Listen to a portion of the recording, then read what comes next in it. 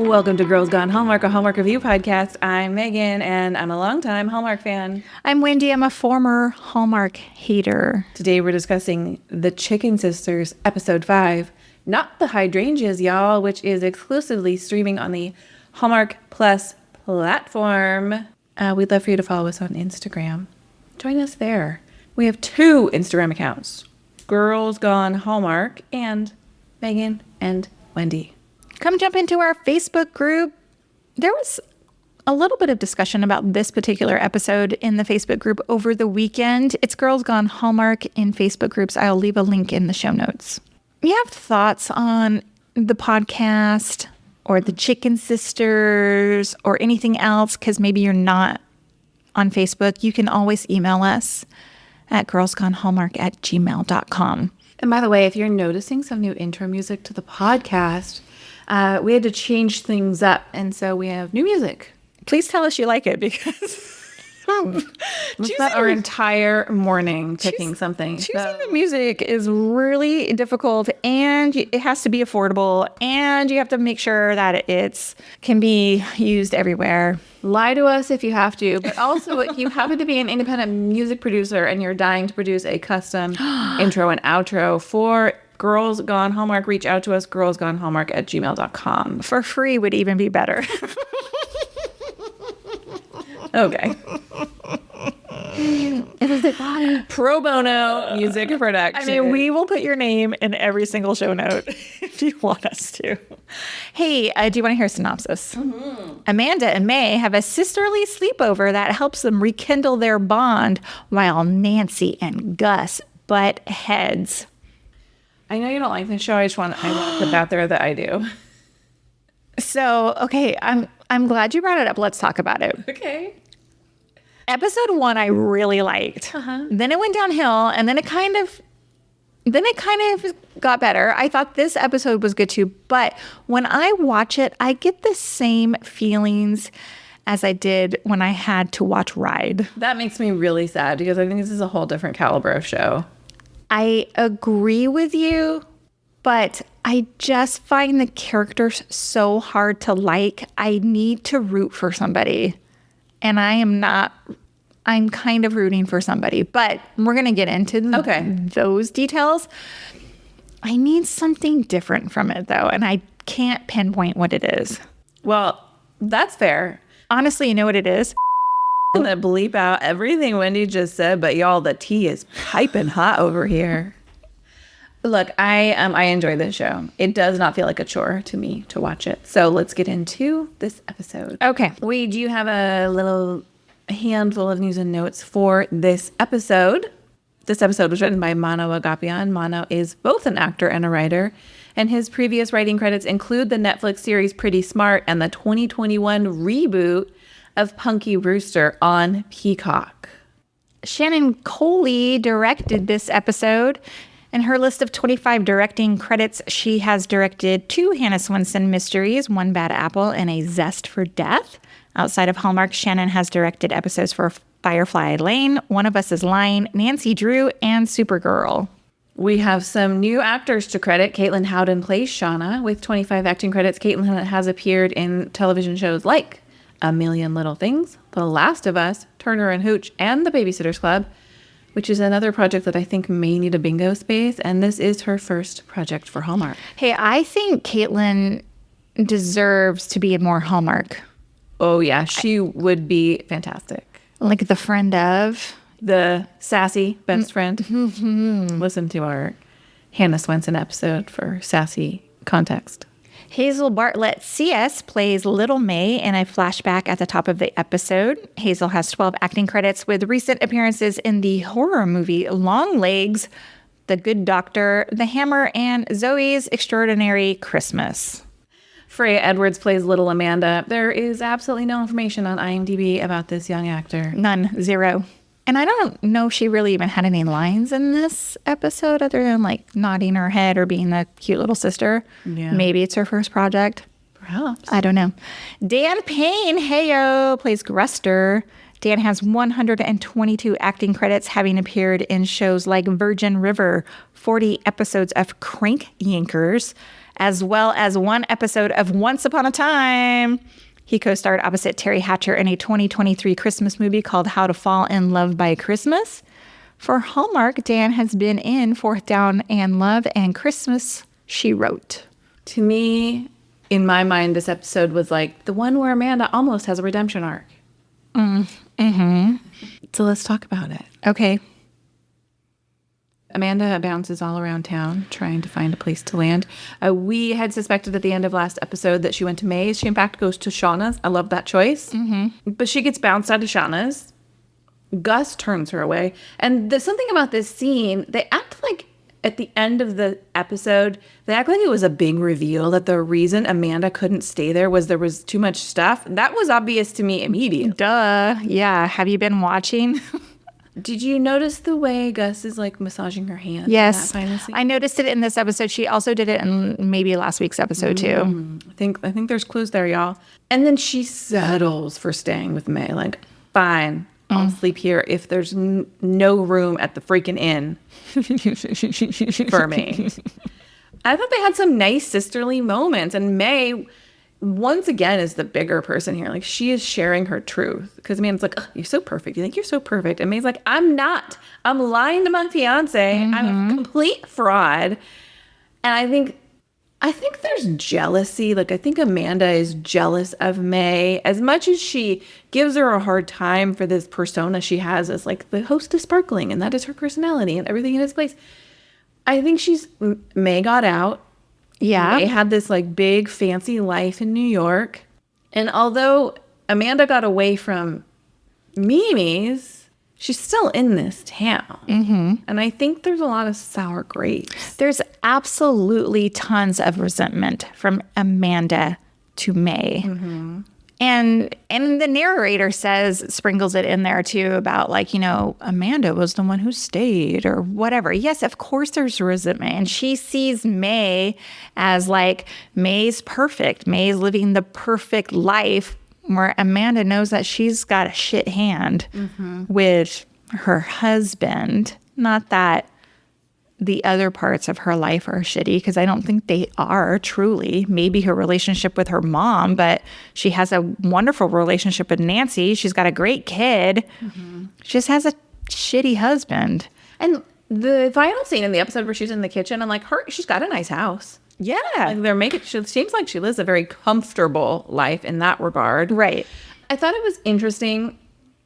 We get a little bit more insight. There's a comment about Amanda choosing Frank Jr. as a way out of Gus's house, as opposed to like, I was so in love with him. And we also see the commentary like May poisoned Amanda's happiness with her realistic take on marriage. Look, I feel like you need somebody to say something to you if you're going to marry someone who is not great. I think May was doing what May does. She's the big older sister who has always protected little sister Amanda. Yeah. She protected her from the bully who was calling them trash when they were kids. We learned last week she was protecting her by paying for the electricity bill and whatever, right? Like, she didn't want her to experience that kind of stuff, to see the reality of the life that they lived. Yeah. So I think May truly had some perspective on Amanda's wedding day and was like,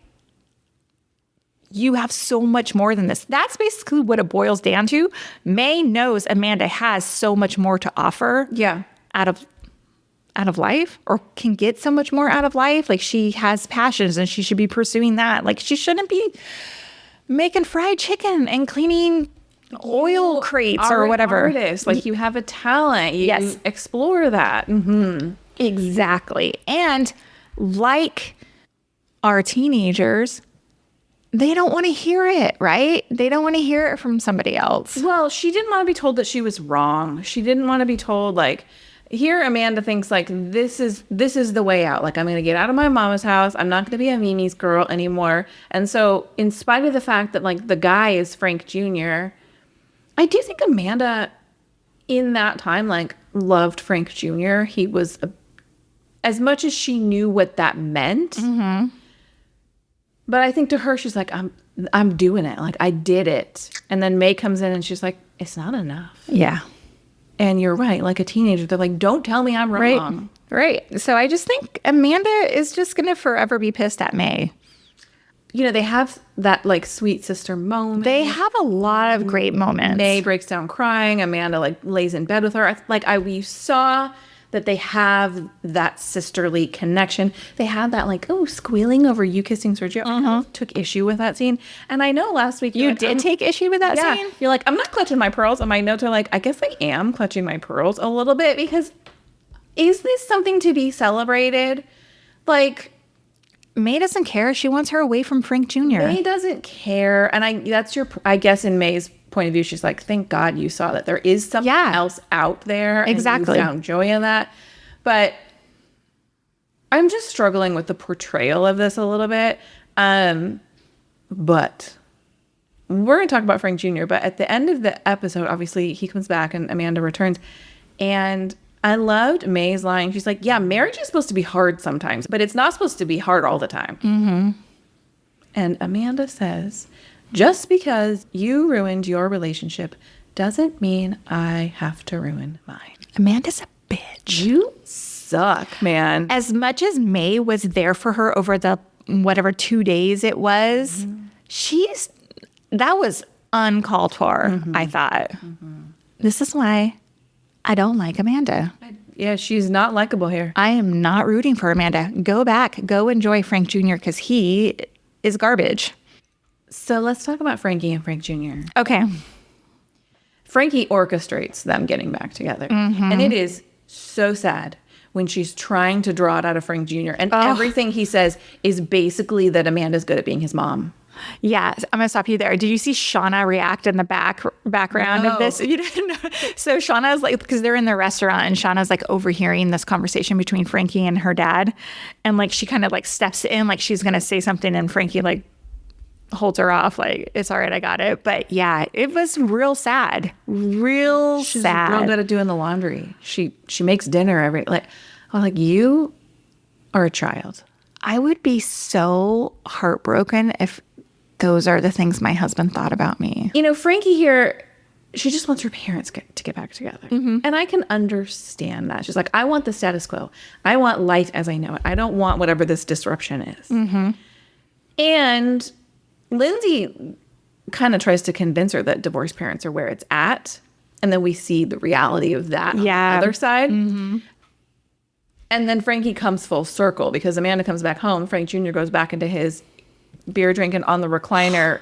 Honey, can you do my laundry? Do you know how pissed I was? And she's like, well, I'll get to it.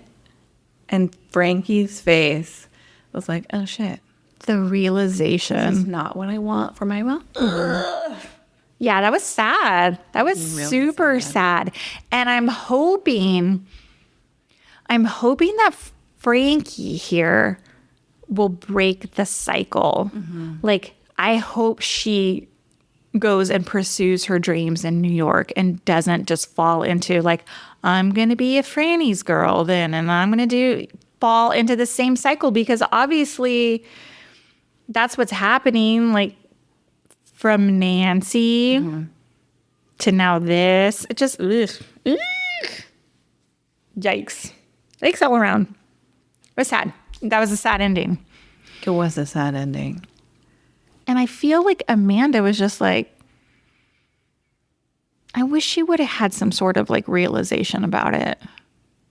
I wanted more of a reaction from her. And I think they did a nice job of showing like the teenage mind is so short-sighted. She's like, I got to get my parents back together. So I got to coach my dad through what he's got to say to get my mom back. But she didn't think beyond that moment. Like, mom comes home. We haven't solved any of the problems that existed before. Dad falls straight back into his old habits. Like, there was nothing beyond, you need to tell mom why you appreciate her. And I'm going to tell you what to say. Yeah.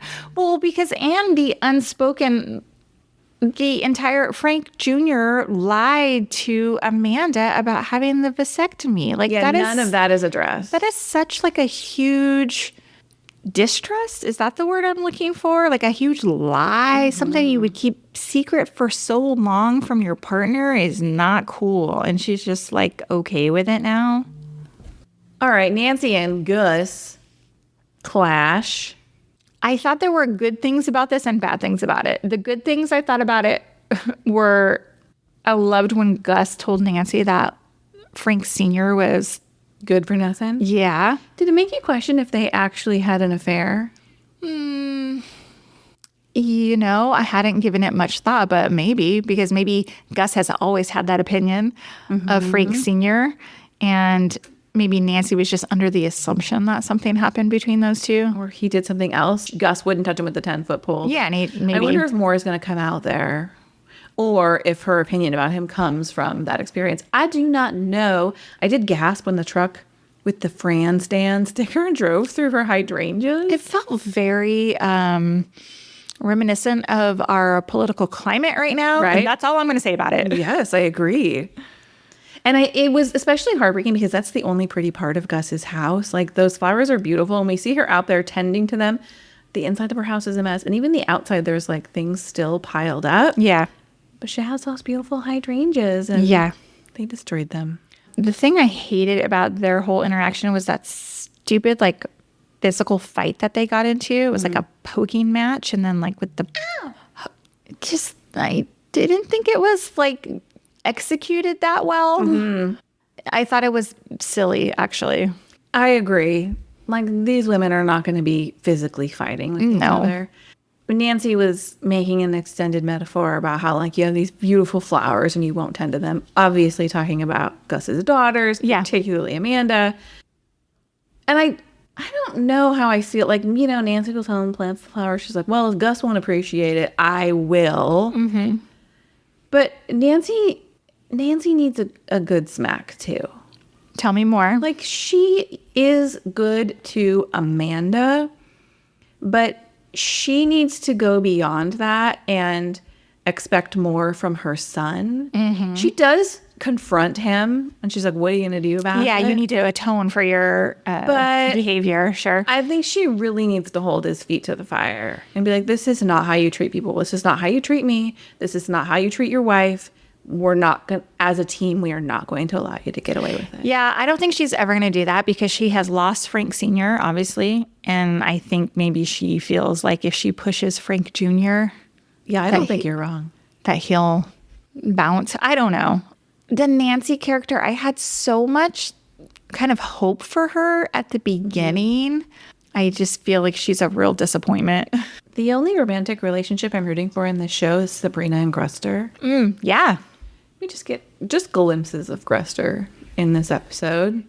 I like him. I like him too. And I love Sabrina. Me too.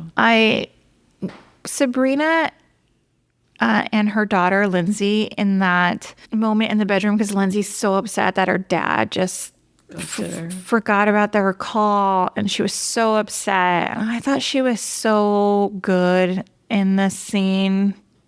I thought that was one of the best scenes of the whole episode. Me too. And shout out, I know we don't do like, did you see that? But I love that Lindsay was wearing like a silk bonnet. Me too. Yeah, I thought that was like super realistic, and I like that they showed that. Yeah, I think that representation is nice too. Do you have any other key plot points you want to discuss? Just one, the community gossip. Oh, So, you know, of course, at the very beginning of the episode, they showed like from last week's episode where the girl was talking gossip about Gus, and they called him Gin. Yeah, they did that last week too. Is that how you say it? I mean, that's how they're saying it. it's so weird to me. But it's like they're dropping these like breadcrumbs, and it's like, let's get to it already. We're now going to be in episode 6 next week. Yeah. There's only 8 episodes.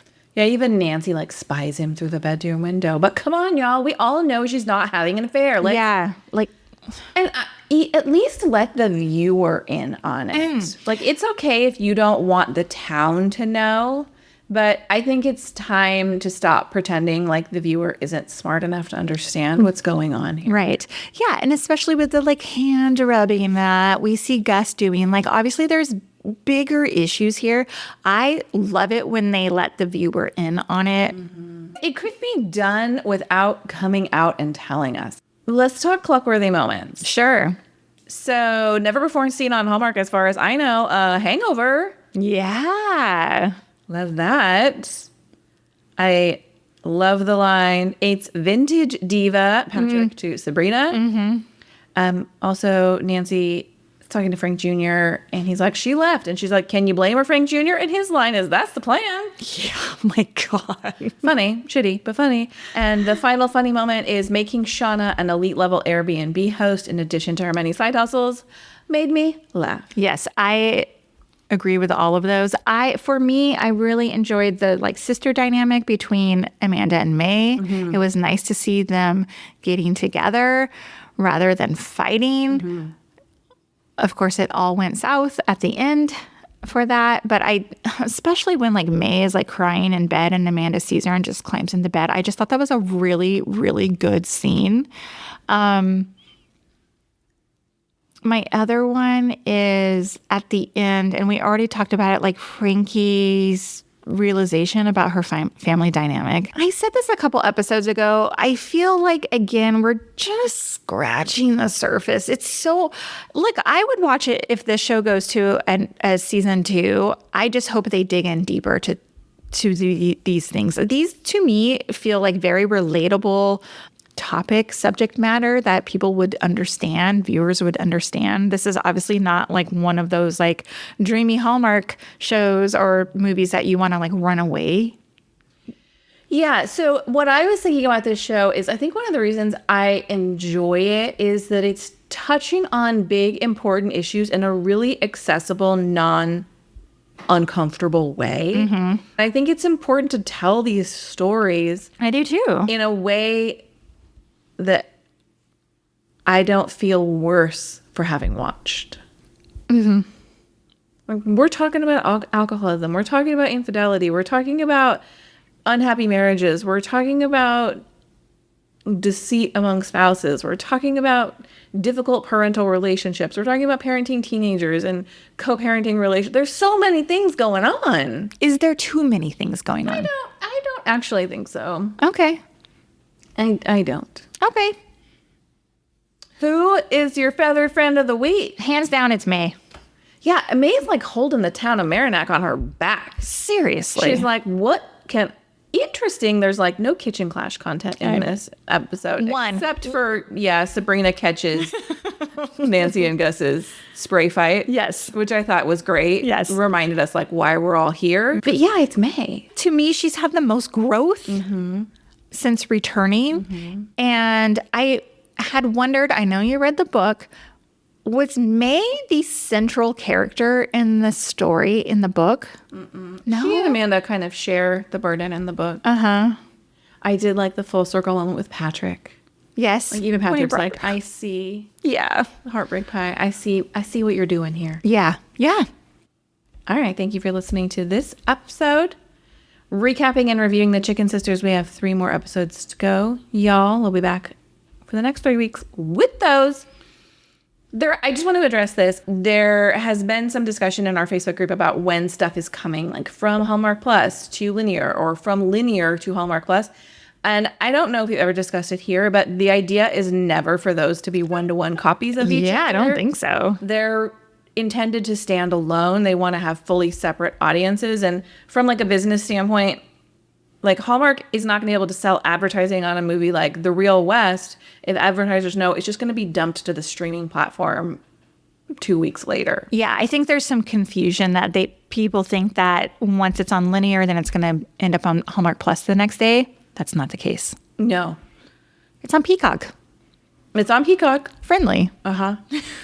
There's other avenues there are other ways, but yes, they are not one-to-one copies of each other. Not gonna happen. Just some clarification as far as we understand it. Once again, thank you for listening to this episode. We'll be back with more Chicken Sisters, and tomorrow we'll be back with our thoughts on Autumn at Apple Hill. We'll see you then. Bye, guys. Bye.